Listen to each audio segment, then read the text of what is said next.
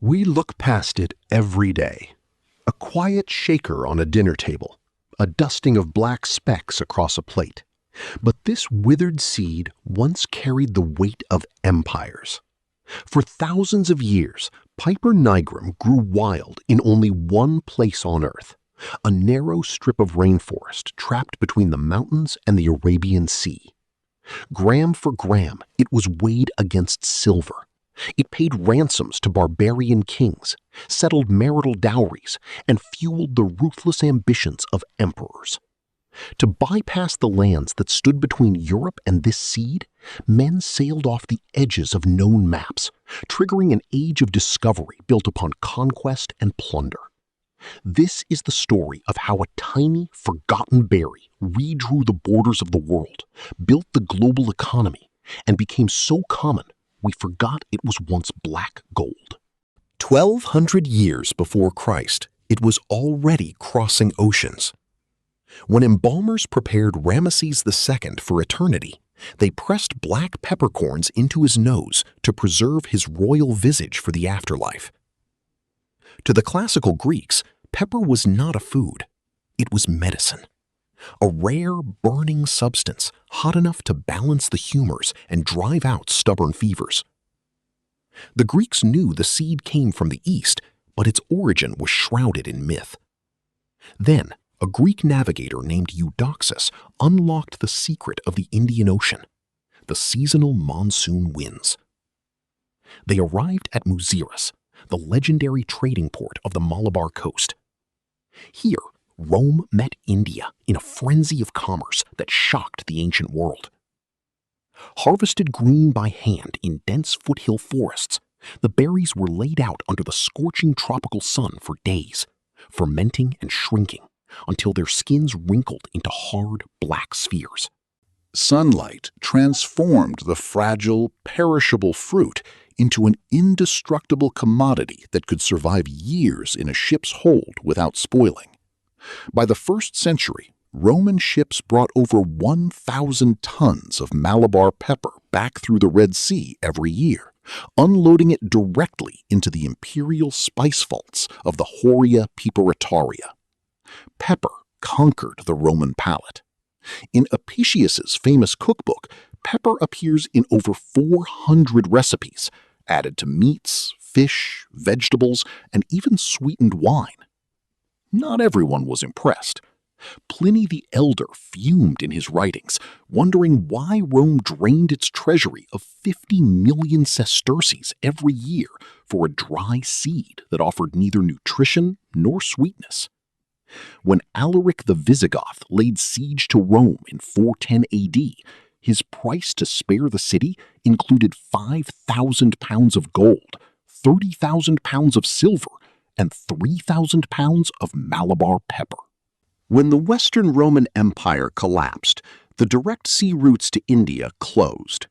Pepper vanished from European tables, passing into legend, a mythical luxury only kings and cardinals could dream of.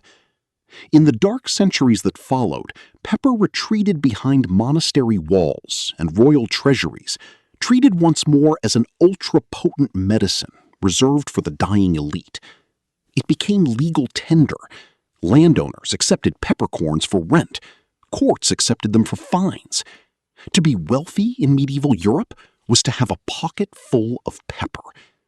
In London and Paris, spice merchants were known as peppermen, sworn under severe guild laws never to dilute the precious black grains with dust or dried berries. Europe was obsessed. But between the Malabar coast where the pepper grew and the castles where it was consumed lay an insurmountable wall of geography, religion, and trade monopolies. At the source, the trade was peaceful. Calicut, ruled by the tolerant Hindu Zamorin's, welcomed Muslim, Christian, and Jewish traders alike, creating the richest emporium in the Indian Ocean. From India, Arab navigators rode the winter monsoon winds west to Aden and the Red Sea. They guarded their sea routes fiercely, keeping the navigation secrets of the Indian Ocean hidden from Europe. Unloaded at Red Sea ports, the pepper was strapped to camel caravans and hauled across blistering deserts to the Nile, changing hands and multiplying in value at every oasis. In Cairo, the spice was taxed heavily by the Mamluk Sultan, who extracted massive tariffs on every sack that passed through his empire before selling it exclusively to one European city. That city was Venice. Through ruthless diplomacy and naval supremacy, the Republic of Venice forged an ironclad monopoly with the Mamluks, becoming the sole gatekeeper of black pepper for all of Europe. Northern European merchants were forced to travel to Venice, pay whatever price the Venetians demanded, and carry their tiny allotments back across the Alps on horseback. By the time a single sack of pepper crossed the Alps, it had been taxed by over 20 different lords, tolls, and city-states. Its price had increased by more than 30 times its cost in India. Then, in 1453, Constantinople fell to the Ottoman Empire. The traditional overland trade routes were choked. The Venetian Muslim monopoly became an impenetrable wall. On the western edge of Europe, perched on the Atlantic rim, Portugal was locked out of the Mediterranean trade. King John II realized there was only one choice: find an ocean route directly to India or remain poor forever. At the fortress of Sagres, Portuguese sailors, astronomers, and mapmakers gathered to solve the greatest navigational puzzle in human history. Could a ship sail around the entire continent of Africa? In 1488, Bartolomeu Dias rounded the Cape of Storms. The path to the Indian Ocean was open. The monopoly that had stood for 1,000 years was about to shatter. In July 1497, Vasco da Gama sailed from Lisbon with 4 small ships and 170 men. Their mission was explicitly written in royal orders: to find Christians and spices. For 3 months, they saw no land, the longest voyage out of sight of shore ever undertaken in human history. Men grew sick with scurvy, their gums rotting, but they pressed on. At the East African port of Malindi, da Gama hired an expert Indian Ocean navigator who knew the winds of the Arabian Sea like the palm of his hand. India was just 23 days away. On May 20th, 1498, the Portuguese arrived at Calicut. A decade after rounding Africa, Europe had finally bypassed the Middle East and reached the home of black pepper. When da Gama presented his trade goods to the wealthy Zamorin, the Indian court laughed out loud. The mighty king of Portugal had brought cheap brass bowls, hats, and sugar, goods unworthy of even the poorest Malabar merchant. Humiliated and forced to pay port duties in silver, da Gama sailed home with only a meager cargo of pepper. But he made a cold, silent vow. What Portugal could not buy with trade, it would take with blood. Though half his crew had died on the voyage, the tiny cargo of pepper da Gama brought back covered the cost of the entire 4-ship expedition 60 times over. The gold rush of the spice era had begun. When the news reached Venice, the diarist Girolamo Prioli wrote that it was the worst news the Republic had ever received. The monopoly of 1,000 years had been cut in a single day. Portugal did not build merchant ships for their next voyage. They built floating fortresses, bristling with state-of-the-art bronze cannons. They were not returning to trade. They were returning to conquer. In 1500, Pedro Alvarez Cabral set sail with 13 warships. Blown far to the west while catching the ocean currents, he accidentally struck the coast of Brazil, claiming a continent on the way to buy pepper. When negotiations in Calicut broke down into violence, Cabral did not retreat. He turned his cannons on the defenseless city, bombarding it for 2 straight days, introducing gunboat diplomacy to the Indian Ocean. Portugal established the Carreira da India, an annual convoy system of the largest wooden ships ever built. These monstrous vessels were floating warehouses designed to haul millions of pounds of pepper across half the globe. Realizing they could not conquer the vast subcontinent, the Portuguese built a string of coastal fortresses. In Cochin, they allied with the local Raja, securing a permanent military stronghold right at the heart of the pepper harvest. The mastermind of Portuguese empire, Afonso de Albuquerque, realized trade was irrelevant. To control the spice, Portugal only needed to control 3 narrow ocean choke points: Hormuz, Malacca, and Aden. By capturing Hormuz, Albuquerque cut the spice trade route to Persia. By taking Malacca, he locked the gateway to the Far East. The Indian Ocean became a closed Portuguese lake. In 1510, Albuquerque seized the island of Goa, slaughtering the defending garrison and declaring it the capital of the Estado da India, the seat of Portuguese power in Asia for the next 450 years. Portugal introduced the cartaz, a maritime protection racket. Every merchant ship in the Indian Ocean was forced to buy a Portuguese pass and pay duties on their cargo. Unlicensed ships were seized and their crews murdered. In Lisbon, all pepper flowed directly through the Casa da India. The crown took a mandatory 30% cut of every pound imported, turning the Portuguese monarchy into the wealthiest royal family in Europe. Yet the monopoly was never absolute. For every ton of pepper shipped legally to Lisbon, another ton was smuggled through jungle backwaters and carried along ancient, covert caravan routes to Cairo. Lisbon brought the spice to Europe, but Antwerp distributed it. The Flemish port became the financial heart of the continent, where Portuguese pepper was exchanged for German silver to fund the next year's armadas. Pepper was no longer just a spice, it was a speculative financial asset. Monopolies, war loans, and entire banking dynasties rose and fell based on the arrival date of the annual Portuguese fleet. In 1580, Spain annexed Portugal. King Philip II promptly banned all Dutch and English ships from entering Lisbon harbor. It was a fatal mistake. Cut off from the spice supply, the Dutch decided to take the source. A Dutch secretary living in Goa, Jan Huygen van Linschoten, spent years copying Portugal's most guarded state secrets. When he published his stolen maps in Amsterdam, the Portuguese monopoly was broken forever. In 1595, Cornelis de Houtman led 4 Dutch ships directly to Indonesia. The voyage was a disaster of mutiny and disease, but they returned with enough pepper to prove one thing: the empire could be taken. In 1602, the Dutch created the VOC, the United East India Company. It was not just a business. It was given its own army, its own navy, and the legal power to declare war, build fortresses, and execute anyone who stood in its way. Funded by public shares, the VOC possessed endless capital. While the Portuguese crown operated on royal debt, the Dutch corporate machine could afford to build hundreds of warships and wage total corporate warfare. Systematically, the Dutch hunted down the Portuguese across Asia.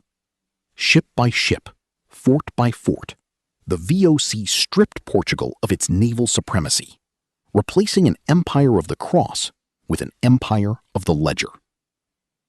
Under Governor-General Jan Pieterszoon Koon, the VOC established its brutal headquarters at Batavia. Koon's doctrine was ruthless and simple. Trade cannot be maintained without war, nor war without trade. To enforce a total monopoly on nutmeg, mace, and cloves, Koon orchestrated the massacre of 15,000 native Bandanis, replacing them with company-owned slave plantations. The VOC had shown the world the price of spice. In 1663, the Dutch dealt the final blow, capturing Cochin and expelling the Portuguese from the Malabar coast. The entire spice trade of India was now under the thumb of the Dutch East India Company. Shut out of the Indonesian spice islands by the Dutch, the English East India Company retreated to India. Instead of seeking an absolute monopoly, they focused on volume, flooding the market with Indian pepper. The Dutch forced local kings to sell them pepper at fixed, dirt-cheap prices. Anyone caught selling to English, French, or local Indian merchants was treated as an enemy of the company and summarily executed. To keep European prices sky-high, the Dutch actively destroyed pepper vines and spice trees wherever they could not control them, artificially restricting global supply through scorched earth botany. The monopoly could not hold against nature. In the late 18th century, French adventurer Pierre Poivre smuggled live spice plants out of Dutch territory to the French colonies of Mauritius and Réunion. The British East India Company cleared entire Sumatran jungles, planting industrial-scale pepper plantations. The berry was no longer harvested wild from Indian forests. It had become an industrialized monoculture. Then came the Americans. Intrepid merchant captains from Salem, Massachusetts, sailed directly to the treacherous, uncharted coast of Sumatra, trading silver for pepper and completely undercutting European companies. Salem, Massachusetts became the pepper capital of the Western Hemisphere. The tax on Sumatra pepper alone paid for 5% of the entire United States federal budget in the early 1800s. Steam power and global shipping crushed the ancient luxury forever. What had once been measured grain by monks and emperors was now being pulverized by the ton in industrial factories. On December 31st, 1799, the Dutch East India Company, the greatest corporate empire the world had ever seen, collapsed into bankruptcy under the weight of its own corruption. The Black Gold Rush was over. Across Southeast Asia, ancient rainforests were flattened to feed the world's insatiable demand. Black pepper had ceased to be an exotic treasure. It was now an ordinary, cheap, mass-market farm product. To satisfy European diners who found black specks in their white cream sauces unappealing, producers began soaking ripe berries in water, stripping away the dark, pungent skin to create refined white pepper. By the late 19th century, the seed that had once paid the ransoms of kings was sold in paper bags for pennies to factory workers in London, Paris, and New York. It was King Louis XIV of France who cemented pepper's modern fate. Demanding pure, unadorned flavors, he banned all complex foreign spices from the royal court, decreeing that food should be seasoned only with salt and pepper. What started as royal French minimalism became universal dining dogma. Across diners, bistros, and homes worldwide, salt found its permanent, unquestioned partner. Today, it is given away for free. We tear open tiny paper packets containing fractions of a gram, sprinkling it absent-mindedly before tossing the wrapper into the trash. The heat that drove men across the oceans was not a flavor at all. Pepper contains piperine, an alkaloid that tricks our heat and pain receptors into believing the tongue is physically on fire. Today, India is no longer the king of pepper. Vietnam produces over a third of the world's supply, harvesting hundreds of thousands of tons every year on vast industrial agricultural estates. Machines sort what human hands once weighed grain by grain.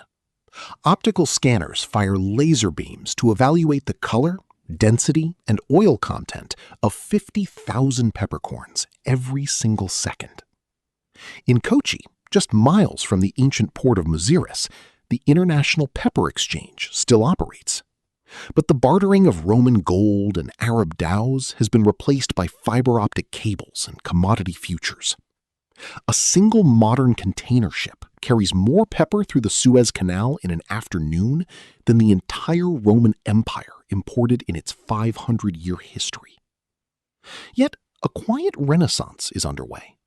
Chefs and connoisseurs are rediscovering single-estate harvest peppercorns, recognizing the complex terroirs of Malabar, Kampot, and Sarawak as fine wines rather than mere heat.